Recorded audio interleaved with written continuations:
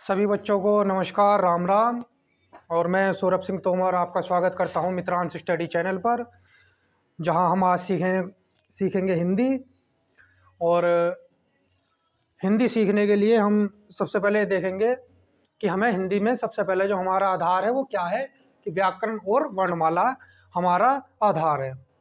क्योंकि हिंदी का मूल ही व्याकरण और वर्णमाला है। यदि आप व्याकरण और वर्णमाला का आपको ज्ञान नहीं है तो आपको हिंदी भाषा का भी ज्ञान नहीं है। ठीक है, तो यहीं से हमें यह देखने को आज मिलेगा। तो मैं बता दूं, देखो व्याकरण होता क्या है। व्याकरण जिसे हम इंग्लिश में ग्रामर कह देते हैं, हिंदी में ही वो व्याकरण है। ठीक है, व्याकरण से ही आप किसी भाषा की शुद्धता को पहचान सकते हैं। यानी अगर मैं बताऊं आपको कि व्याकरण ही एक ऐसा शास्त्र होता है जिसके कारण हम किसी भाषा को शुद्ध रूप से पढ़ना, लिखना या बोलना सीख सकते हैं। ठीक है, यदि व्याकरण आपकी शुद्ध नहीं है, व्याकरण का ज्ञान नहीं है, तो आपको वहाँ भाषा बोलने में भी, सीखने में, लिखने में कठिनाई होगी। ठीक, तो व्याकरण और वर्णमाला ये हम आज दो चीज़ें सीखेंगे। ठीक है, तो सबसे पहले हम पढ़ेंगे व्याकरण। तो व्याकरण होता क्या है। ठीक है, जैसा मैंने आपसे बताया कि वैसा ही शास्त्र है जो आपको लिखना, पढ़ना, बोलना सिखाता है शुद्ध रूप में। ठीक है, तो व्याकरण इसके 3 प्रकार होते हैं।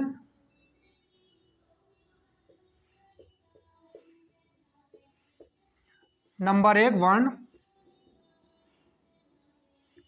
शब्द, नंबर 2 और नंबर 3 आपका वाक्य। यानी वर्ण, शब्द, वाक्य।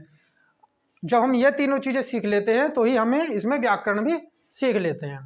ठीक है, तो सबसे पहले हम जो लेंगे वो लेंगे वर्ण।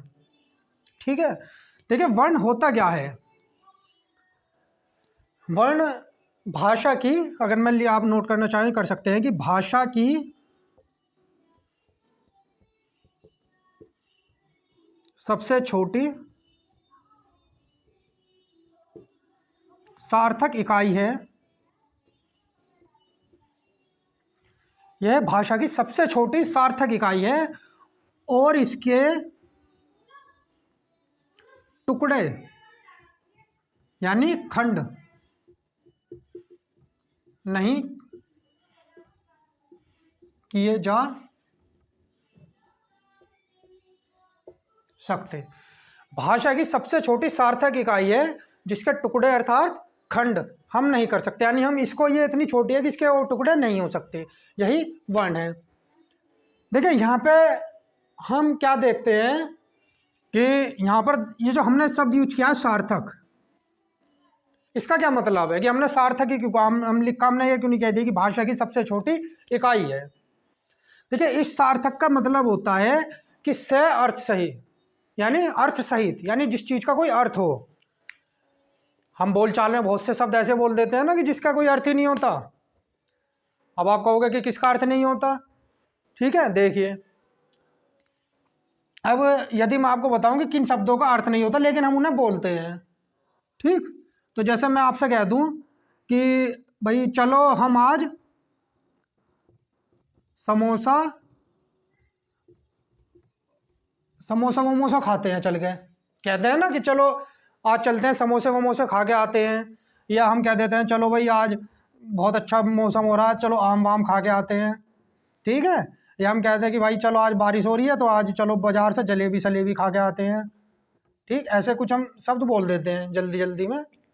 ठीक है, तो यही मैं आज आपको बताऊंगा कि सार्थक और निरर्थक क्या होता है। ठीक है, देखिए हम समोसा खा के आते हैं, वमोसा क्या होता है आज तक किसी ने नहीं खाया। आम खाते हैं, वाम का नहीं पता। जलेबी खाते हैं, सलेबी का नहीं पता, लेकिन हम इनको बोल देते हैं। जैसे कि चलो आज मौसम बढ़िया है, जलेबी सलेबी खा के आते हैं। तो जलेबी तो हम खाते हैं, सलेबी कौन खाता है भाई। ठीक है, तो यही सार्थक, यानी जो जिनका अर्थ हो और जिनका अर्थ नहीं हो वो निरर्थक शब्द होते हैं। ठीक है, इसलिए हम इसको बोलेंगे कि भाषा की सबसे छोटी सार्थक इकाई है। ठीक है, तो अब मैं बता दूं किसके टुकड़े नहीं किए जा सकते। देखिए वर्ण कौन से होते हैं, अब मैं आपको बताऊं जिन बच्चों को नहीं पता कि वर्ण कौन से होते हैं।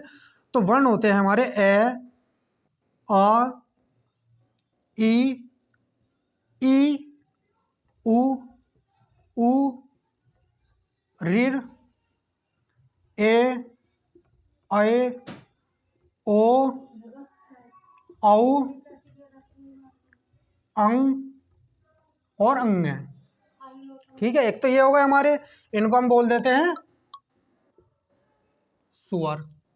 ठीक है, और हमारे जितने भी हमारे व्यंजन हैं, यानी क वर्ग से प वर्ग तक, ठीक, और य, रे, ले, वे, श, श, से, है, क्ष, त्रे, ज्ञ, श्री, ये हमारे सब क्या हैं? व्यंजन हैं। ठीक है, तो ये सब हमारे क्या हैं? वर्ण हैं। ठीक, क वर्ग से प वर्ग तक कौन से हो गए आपके? क, ख, ग, घ, ङ, च, छ, ज, झ, ञ। ठीक है, तो ये हमारे सब व्यंजन हो गए। यही हमारे क्या होते हैं?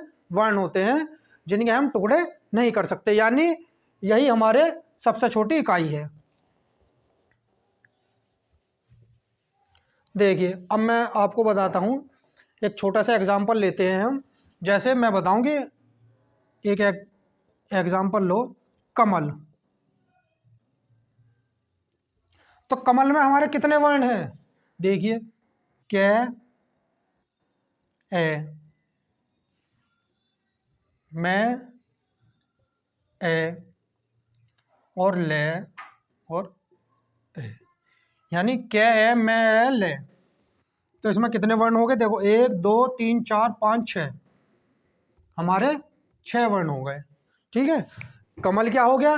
एक शब्द हो गया। शब्द को हमने टुकड़ों में करा तो वर्ण हो गए, लेकिन इन वर्णों के और टुकड़े नहीं हो सकते। यही हमारी सबसे छोटी इकाई होती है। ठीक है, यहाँ तक बात समझ में आ गई होगी कि वर्ण क्या होती है और इसके टुकड़े नहीं किए जा सकते, इसलिए इसके, क्योंकि यहीं पर हमारा सबसे छोटे टुकड़े यही हो गए, के, मैं, ले, कमल।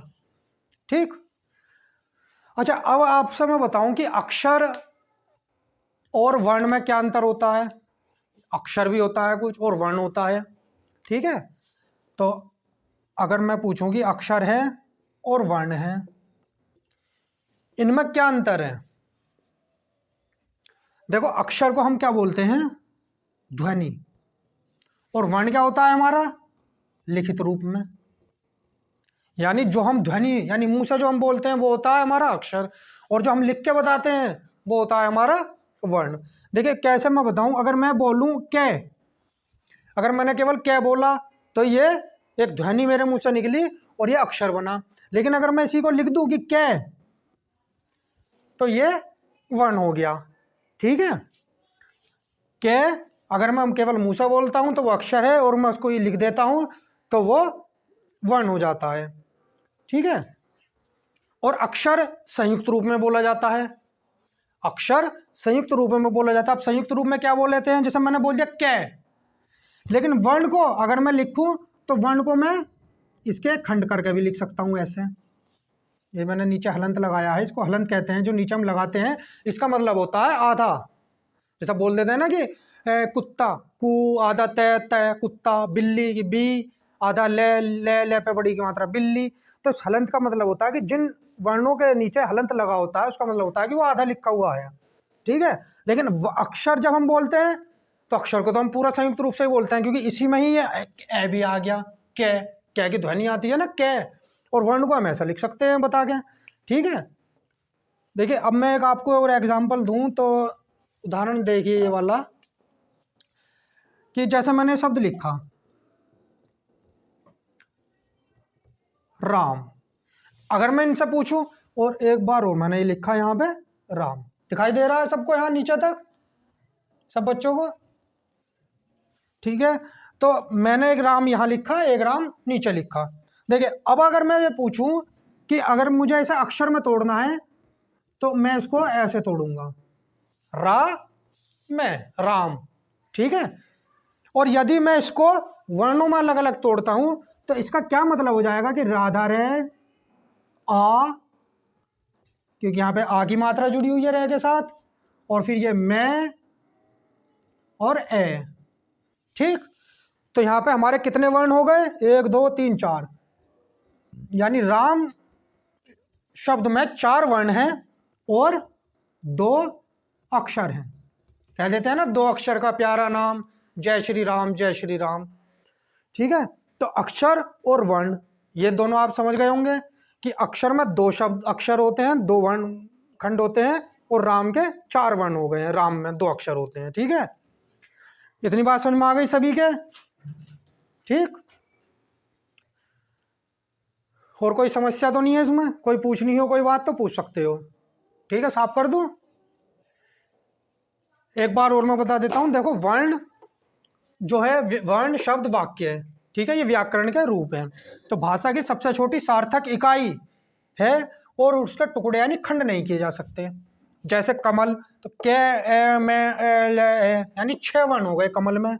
ठीक, और अक्षर और राजवर्ण में भी मैंने आपको बताया कि अक्षर जो होती है वो मुंह से बोली गई ध्वनि होती है, संयुक्त रूप से बोली जाती है, और वर्ण को हम लिखित रूप में लिखते हैं। जैसा अगर मैंने किसी को लिख दिया कि के, तो वो वर्ण है, और कोई मुंह से मैंने केवल ध्वनि बोली कि के, तो वो अक्षर मैंने बोला है। ठीक, ये भी आपने देखा कि राम में 2 अक्षर आते हैं कि रा और मैं, और राम के अगर मैं वर्णों में खंड करूं तो रे, आ की मात्रा, फिर मैं, और फिर ए। ठीक, तो 4 वर्ण हो गए राम में।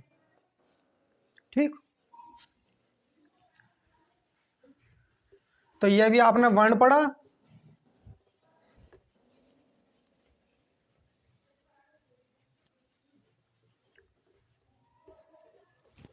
और इसी में ही आपने थोड़ा सा समझ भी लिया होगा कि शब्द क्या होता है, क्योंकि मैंने यहाँ पे आपको कमल का उदाहरण दिया और राम।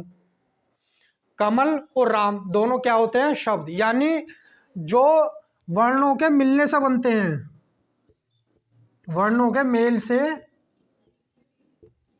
शब्द बनते हैं।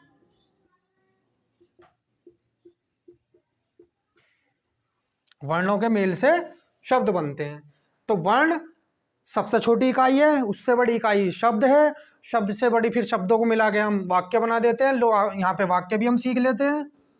तो वाक्य क्या होता है कि शब्दों के मेल से, वाक्य किससे बनते हैं? शब्दों के मेल से वाक्य बनते हैं। देखिए, ठीक है, शब्दों के मेल से वाक्य बनते हैं। जैसे मैंने कहा, शब्द लिख दिया मैंने मोहन, तो मोहन क्या हो गया? एक शब्द हो गया। ठीक है, और मैंने यही लिख दिया कि मोहन स्कूल जाता है, तो ये शब्द बने अलग अलग, और इन्हीं शब्दों को मिलाकर क्या बन गया? हमारा एक संपूर्ण एक वाक्य हमारा बन गया। ठीक है, तो वर्ण शब्द वाक्य, यही हमारा फॉर्म होती है। ठीक है, कि हम वर्ण से शब्द पाते हैं, शब्द से हम पूरा फिर वाक्य बनाते हैं। ठीक है, तो ये हमने वर्ण पढ़ लिए, शब्द भी हमारे हो गए और वाक्य भी हो गए। देखिए, अब हम क्या पढ़ेंगे? अब मैं आपको बताता हूं वर्ण तालिका।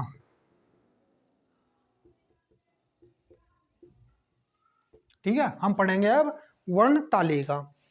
देखिए, हमारे वर्ण कौन कौन से होते हैं? 2 प्रकार के होते हैं। कौन कौन से होते हैं? 2 प्रकार के। एक जिनको हम बोलते हैं स्वर, और दूसरे क्या होते हैं हमारे? व्यंजन। ठीक, एक होते हैं हमारे वर्ण और एक होते हैं हमारे व्यंजन। ठीक है, तो स्वर में भी 2 प्रकार के होते हैं। एक होते हैं ह्रस्व स्वर। ह्रस्व स्वर में कौन कौन से आते हैं? ए, ई, उ, ऋ। ठीक है, ए, ई, उ, ऋ, ये कितने हो गए हमारे? 4। इनको हम बोलते हैं ह्रस्व स्वर। और ये दूसरे जो होते हैं हमारे, वो होते हैं दीर्घ। दीर्घ में हमारे कौन कौन से होते हैं? बाकी जो बचे हमारे वो दीर्घ में आते हैं, जैसे आ, ई, उ, ए, अए, ओ, औ, और ये। ठीक है, ये कितने हो गए? 1 2 3 4 5 6 7, नहीं नहीं नहीं सॉरी, ये दोनों नहीं आएंगे, केवल औ तक आते हैं 7, ये अयोगवा होते हैं। ठीक है, अंग और ये वाला जो होता है विसर्ग वाला, ये उनको हम बोलते हैं अयोगवा, ये 2 होते हैं। ठीक है, तो 7 और 4 हमारे 11। यदि हमसे कोई पूछे स्वर कितने स्वर होते हैं, परीक्षा में जैसा प्रश्न आता है कि स्वर कितने होते हैं, तो आपको 11 लगाना है, क्योंकि ये दोनों हमारे अयोगवा होते हैं। ठीक है, अब आ जाओ व्यंजन पर। तो व्यंजन क्या होते हैं हमारे? क वर्ग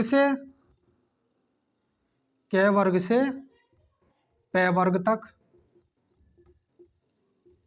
ठीक, कितने हो गई है? क ख ग घ यानी 25 हो गई हैं। ठीक है, पढ़े होंगे ना आपने, कचट तक बोलते हैं इनको, क वर्ग च वर्ग ट त और पे।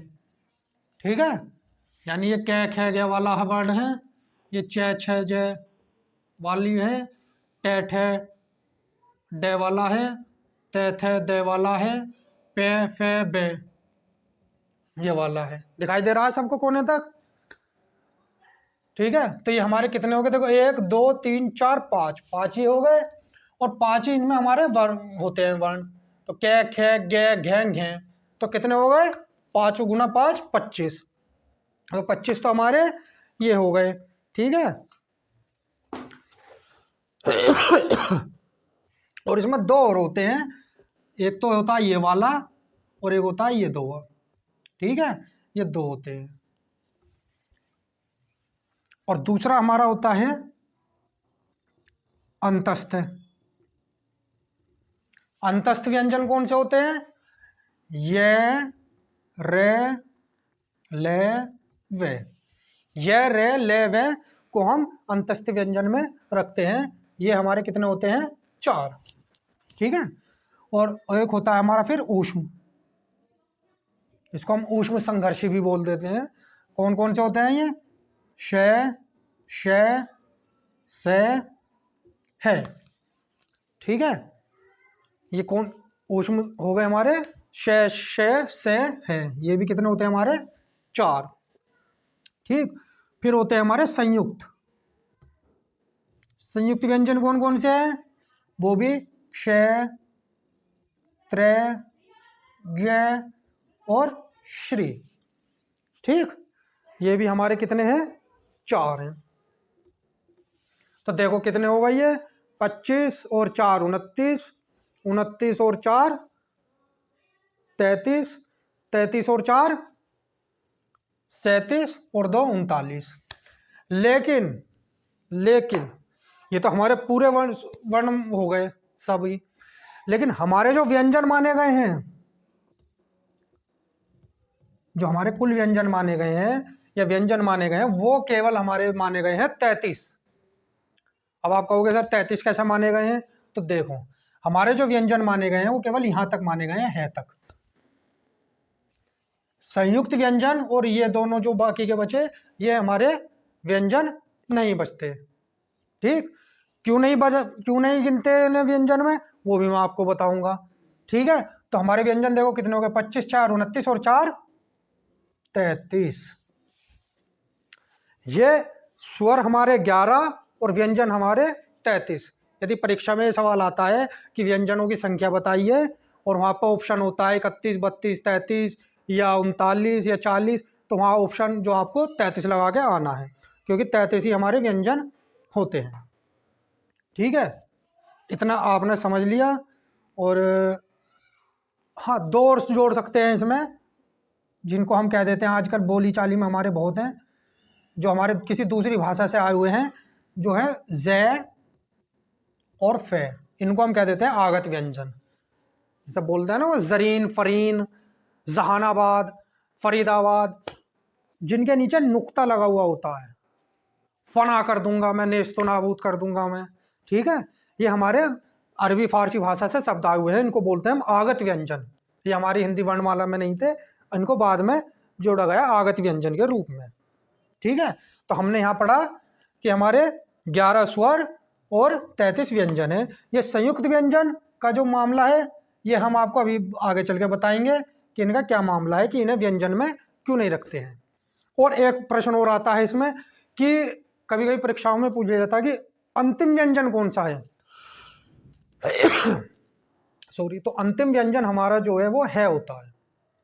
हिंदी वर्णमाला में अगर हम ये पूछें कि अंतिम व्यंजन कौन सा है तो वो है हल। ठीक है, इसको हम बोलते हैं अंतिम व्यंजन। ठीक, तो यहाँ तक सभी बच्चों ने देख लिया होगा, लिख लिया होगा। ठीक है, जो नहीं हुआ वो अपना स्क्रीनशॉट लेकर इस चीज़ को देख सकते हैं, समझ सकते हैं, लिख सकते हैं। ठीक है, चलो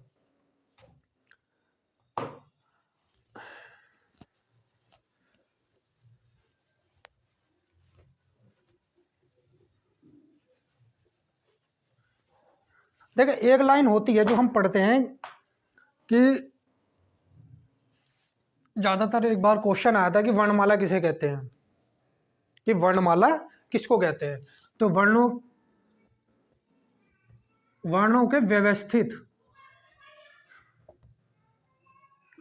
व्यवस्थित समूह को वर्णमाला कहते हैं। ठीक है, वर्णों के व्यवस्थित समूह को वर्णमाला कहते हैं। अब आप इस लाइन में देखिए कि इसको हम ऐसा भी तो बोल सकते थे कि वर्णों के समूह को वर्णमाला कहते हैं। हमने यहां व्यवस्थित शब्द ही की यूज करा, और हो सकता है कि परीक्षा में विकल्प में ये भी दे दे कि वर्णों के समूह को वर्णमाला कहते हैं, लेकिन एक ऑप्शन ये जरूर होगा कि वर्णों के व्यवस्थित समूह को वर्णमाला कहते हैं, जो ही आपका सही उत्तर होगा। देखिए, अब इस व्यवस्थित को समझते हैं कि ये व्यवस्थित होता क्या है।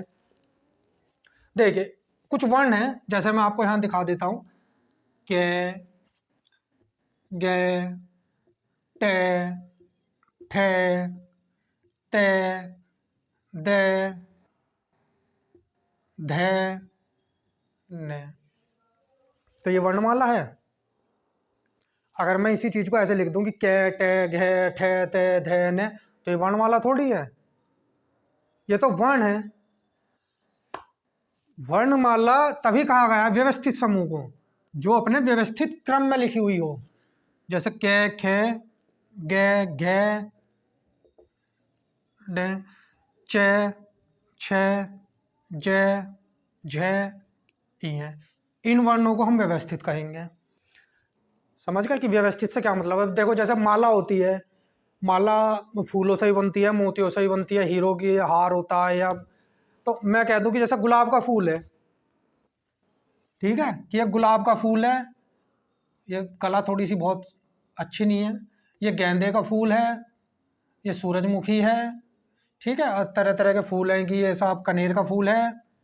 ठीक है, तो ये फूल है, माला थोड़ी है। माला कब होगी, जब इनको हम सही क्रम में पिरोएंगे एक साथ। ठीक है, मोती है, मोती बिखरे पड़े हैं तो मोती है, लेकिन मोती को हम एक एक मोती उठा के उसको एक धागे में पिरोएंगे तो वही मोतियों की माला बनती है। ठीक है, तो इसलिए हम यहाँ पर व्यवस्थित समूह को ही वर्णमाला कहेंगे, ये हम इस बात का ध्यान रखेंगे। ठीक है, तो ये चीज समझ गए होंगे आप कि वर्णों के व्यवस्थित समूह को ही वर्णमाला कहते हैं।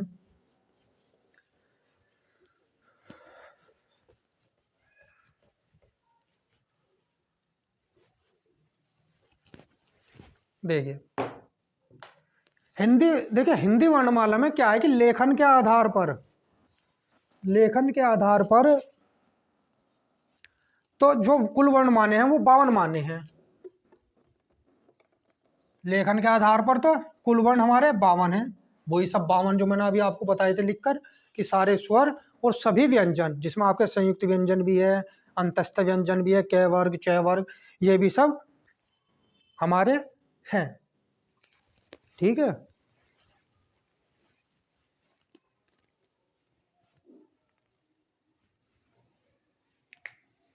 लेकिन वो भी बताया था मैंने कि व्यंजन 33 ही बताए थे, कि जो ऑप्शन में अगर आता है 33 तो वो आपको वहाँ पे 33 ही लगाना है।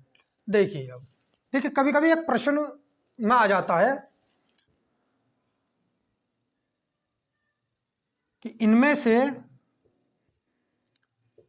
ईश्वर ईश्वर प्रदत्त वर्ण है। ठीक है, तो ईश्वर प्रदत्त वर्ण कौन सा होता है? या आपने कभी पढ़ा होगा कहीं पे या सुना होगा कि ईश्वर प्रदत्त वर्ण है हमारा ए। इसको ईश्वर प्रदत्त इसलिए बोला गया है, ईश्वर द्वारा बनाया गया है।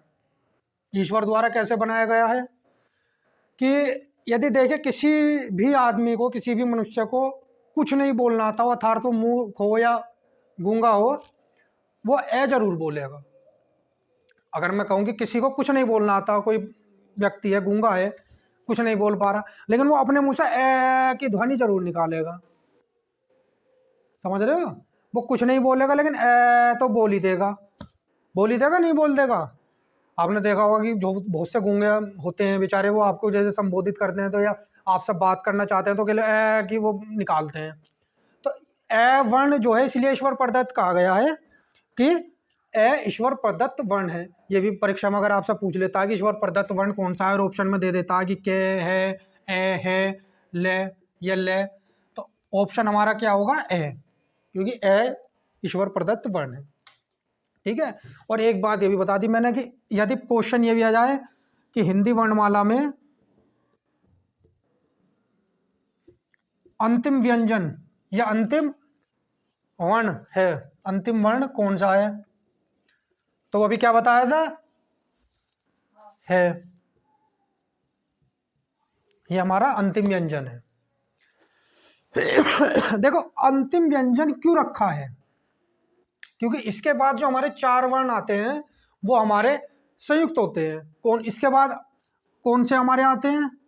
क्ष, त्रय, ज्ञ और श्री।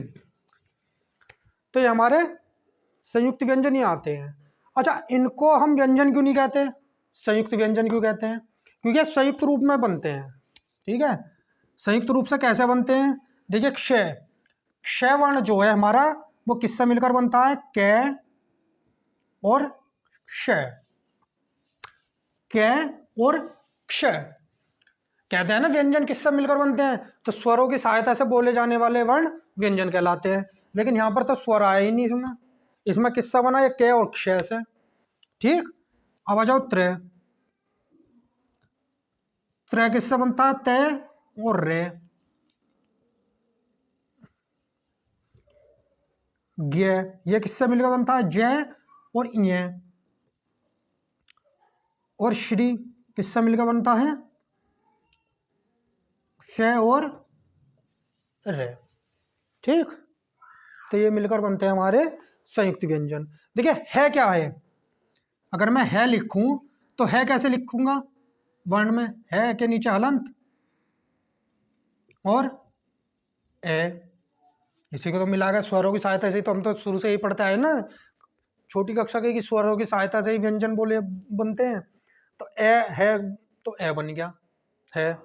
ठीक है, लेकिन यहाँ संयुक्त व्यंजन कि नहीं बताओ, इसमें कहीं ए का जिक्र है? कहीं भी नहीं है। ठीक, तो क्ष, त्रय, ज्ञ, श्रय ये हमारे क्या होते हैं? संयुक्त व्यंजन। क्योंकि ये किन्हीं 2 व्यंजनों से मिलकर बन रहे हैं। ठीक है,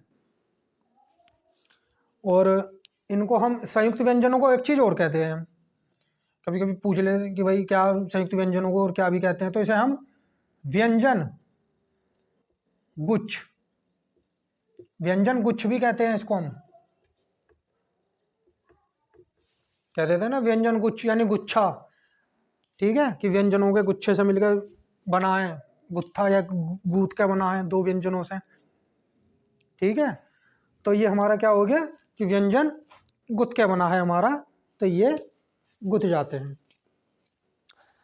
देखिए इनके मध्य में कोई स्वर तो नहीं आ रहा, बताओ इनके मध्य में कोई स्वर आ रहा हो? भाई क्ष के लिए क और श बना। हाँ, श के लिए जो आगे अगर हम इसको करें तो ऐसे आ जाएगा, ये वो ए जो है वो इस स के साथ आ गया। इन दोनों के बीच में तो कोई स्वर नहीं आया, तो हम ये भी कह देते हैं कि संयुक्त व्यंजनों के मध्य में कोई स्वर नहीं आता। ठीक है, यहाँ आपको पता चलेगा कि ये संयुक्त व्यंजन क्यों होते हैं, है अंतिम व्यंजन क्यों है। ठीक, और एक होता है हमारा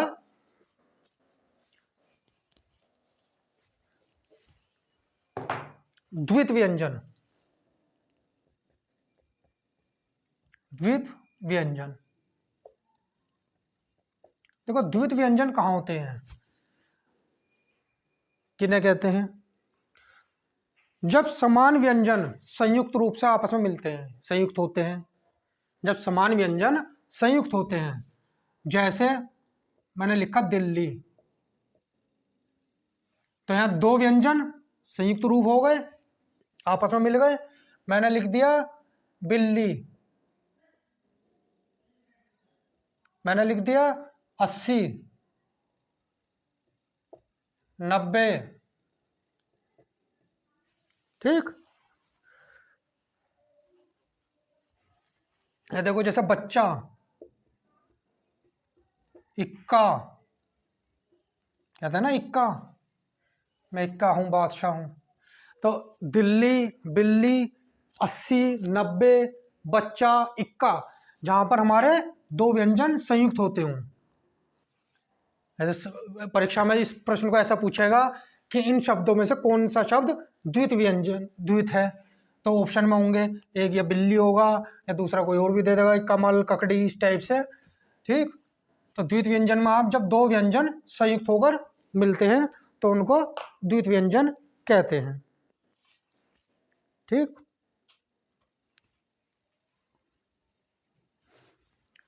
चलो ये बात समझ गए आप।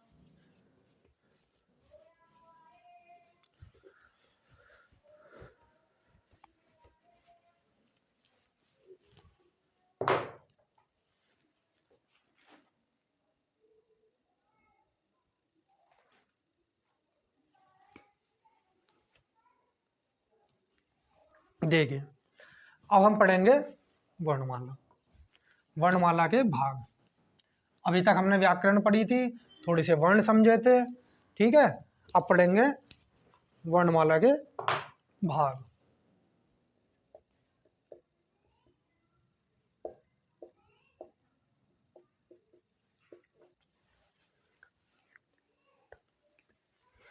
ठीक है,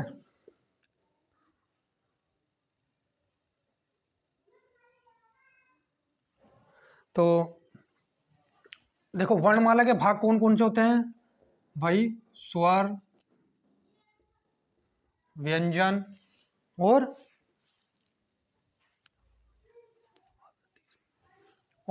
अयोगवाह। ठीक है, तो वर्णमाला के हमारे भाग कौन से हो गए? स्वर, व्यंजन, अयोगवाह। ठीक, तो ये हम देखेंगे कल की क्लास में। हमने आज पढ़ा व्याकरण और वर्ण, वर्णों का व्यवस्थित समूह पढ़ा, और हम अगले क्लास में कल के लिए पढ़ेंगे